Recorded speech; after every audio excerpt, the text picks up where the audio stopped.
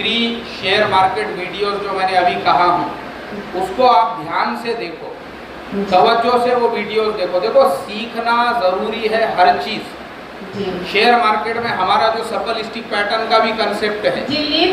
अभी एक बहन आई थी मेरे पास में थोड़ी देर पहले, वो बहन भी यहाँ बैठे हुए हैं। वो बहन माशाल्लाह उन्होंने बताया रोज़ाना 2200, 2000, 2500 इस तरह से वो कमा रहे हैं।